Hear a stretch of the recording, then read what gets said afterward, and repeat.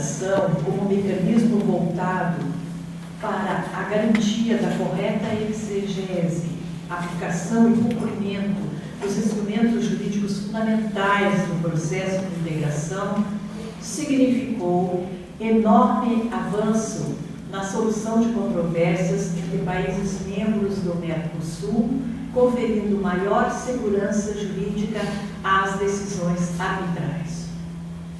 Eu arriscaria dizer, inclusive, que o Tribunal Permanente de Revisão pode ser tido como um estágio embrionário para a futura implantação de um tribunal supranacional nos moldes do Tribunal de Justiça das Comunidades Europeias, cujo escopo expressivo é a integração da legislação, a interpretação, da legislação comunitária como meio de afirmação do direito supranacional tendente à integração regional. O Mercosul propiciou o surgimento de um direito supranacional indispensável à própria existência do bloco, que deve ser preservado de modo a superar a individualidade das inarredáveis e marcantes diferenças regionais, assegurando a uniformidade das decisões envolvendo litígios entre Estados-membros. Após uma fase inicial em que prevaleceram acordos de interesses de mercado, o Mercosul caminha para alcançar uma maturidade jurídica com a formação de uma consciência supranacional regional. Esse processo exigirá, mais cedo ou mais tarde, que se institucionalize a prestação jurisdicional, de sorte a oferecer aos países membros um mecanismo legítimo e uniforme, estável e seguro de solução de controvérsias. O primeiro passo foi dado com a criação do Tribunal Permanente de Revisão. Todavia, ainda não podemos falar de uma prestação jurisdicional supranacional no âmbito do Mercosul, notadamente pelo fato de que as manifestações do Tribunal Permanente de Revisão são de natureza consultiva, não vinculando os poderes judiciários dos Estados-membros. Seja como for, me parece natural que o Tribunal Permanente de Revisão evolua juntamente com as relações jurídicas do Mercosul, aprimorando os seus instrumentos que futuramente servirão de base para a constituição de um autêntico tribunal supranacional. E, nesse contexto, a despeito de todos os avanços trazidos pelo Protocolo de Olivos, passados quase 10 anos desde a efetiva implantação do tribunal, cabem algumas considerações acerca, restritivamente, dos limites de atuação desse tribunal, que eu convido a todos a fazer comigo uma reflexão. Penso que uma maneira de conferir maior representatividade ao Tribunal Permanente de Revisão, mais um passo rumo à estruturação de um tribunal supranacional capaz de promover a integração regional, seria gradualmente aumentar ou ao menos facilitar os canais de acesso às opiniões consultivas. Uma das grandes novidades proporcionada pelo Protocolo de Olivos foi incluir entre os entes legitimados a formular consultas ao TPR os órgãos de cúpula do Poder Judiciário dos Estados-membros. A partir desta autorização, os países-membros regulamentaram internamente o procedimento a ser observado para a formalização de consultas ao Tribunal Permanente de Revisão. Na hipótese específica do Brasil, foi editada pelo Supremo Tribunal Federal uma emenda ao regimento número 48, agora de 2012, definindo a sistemática para que os juízes ou partes de processo judicial em trâmite, eu quero frisar bem esse aspecto, processo judicial em trâmite,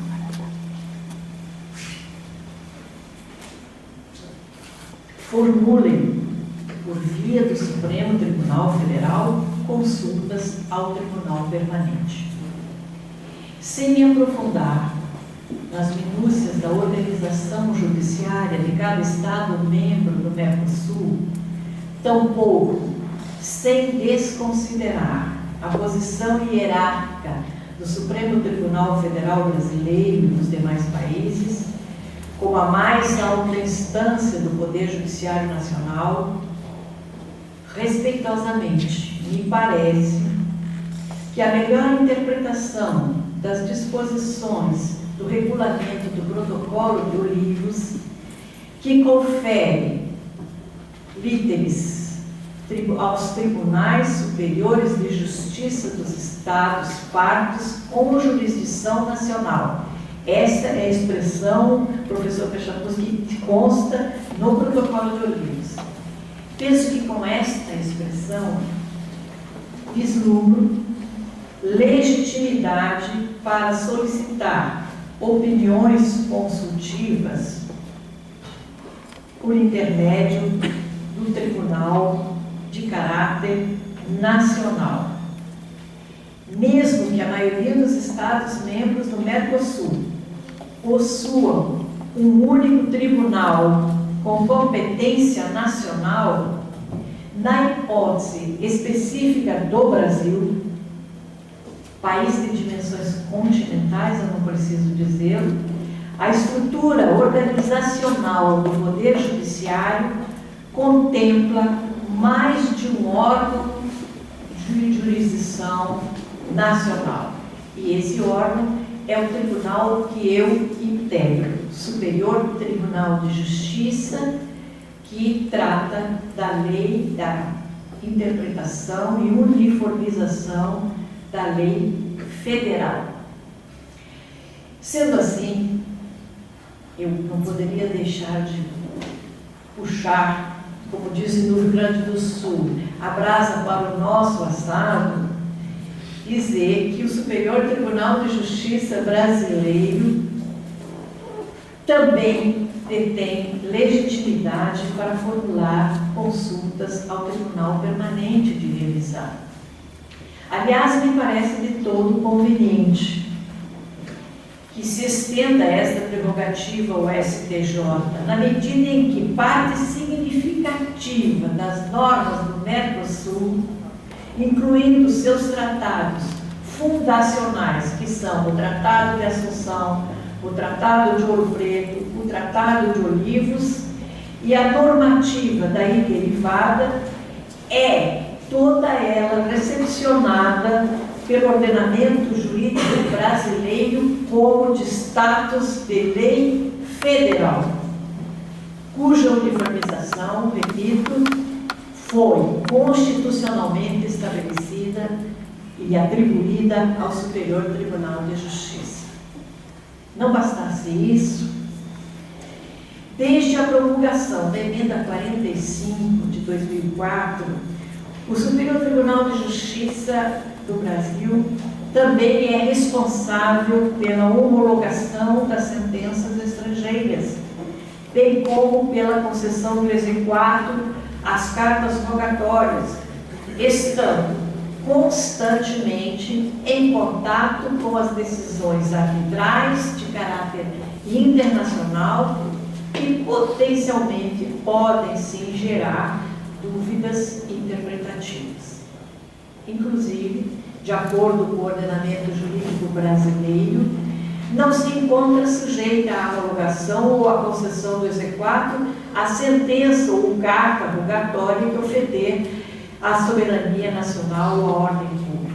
Portanto, ainda que se trate de uma questão de política judiciária interna do país, acredito que o próprio Tribunal Permanente de Revisão deveria estar aberto à recepção de consultas formuladas via Superior Tribunal de Justiça. Até porque me parece que entre os princípios norteadores do Tribunal Permanente de Revisão, que congrega inclusive o papel arbitral, estão a economia processual e a razoável duração do processo. Dessa forma, considerando que o Superior Tribunal de Justiça é a mais alta corte brasileira em matéria de legislação federal, responsável, repito, pela homologação de sentenças estrangeiras, afigura-me desnecessário que pedidos de consulta por ele ou a ele encaminhados tenham de ser repassados ao Supremo Tribunal Federal, para que somente então, após o juízo positivo de admissibilidade, sejam submetidos a este Tribunal Permanente de Revisão.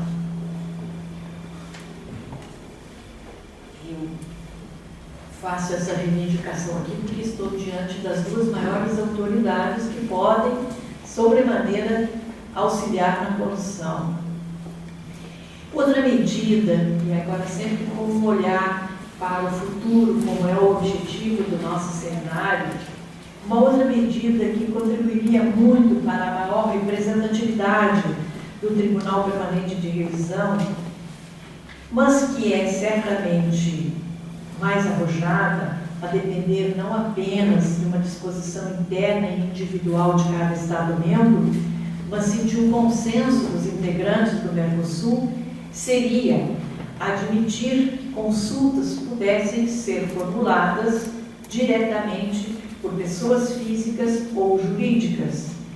E aí, independentemente da existência de um processo judicial em trâmite, e esta é a condição sine qua non para chegarmos hoje ao tribunal. Ainda que com algumas se estabeleçam algumas limitações necessárias de ordem prática.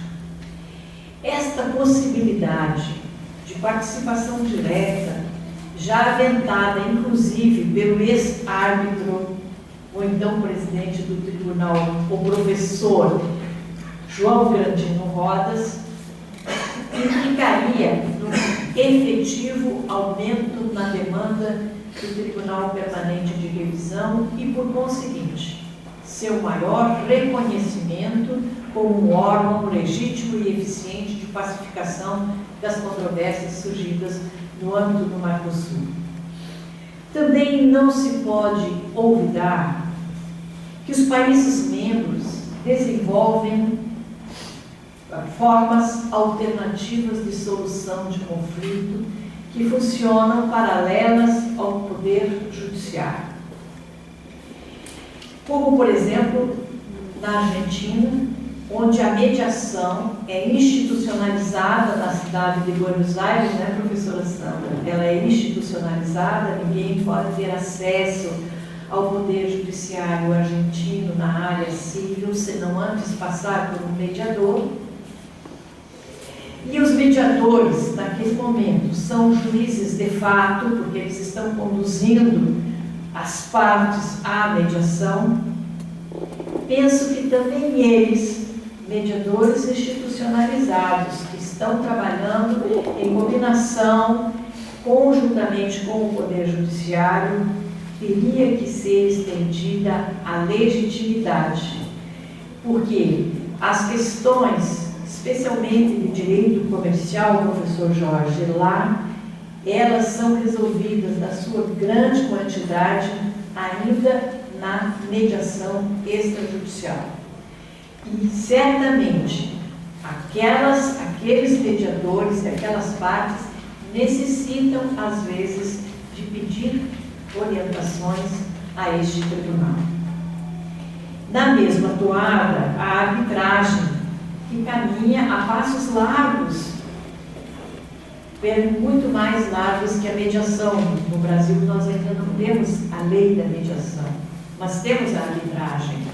Os árbitros, da mesma forma, penso, devem ter legitimidade para acessar o Tribunal de Revisão, pois é inegável que as relações comerciais mais significativas hoje no Brasil são resolvidas por câmaras de arbitragem.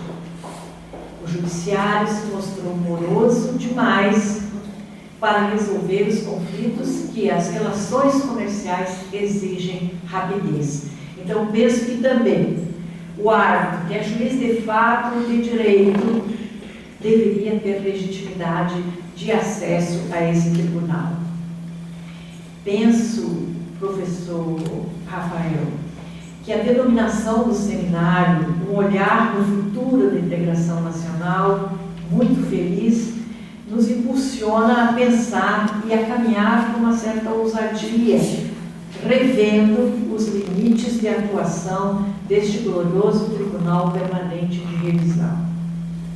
Por fim, noto que os seus contornos atuais, as respostas do Tribunal Permanente de Revisão, não vinculam o consulente, muito menos os Estados-membros, servindo apenas como um instrumento hábil à orientação do juiz e às partes.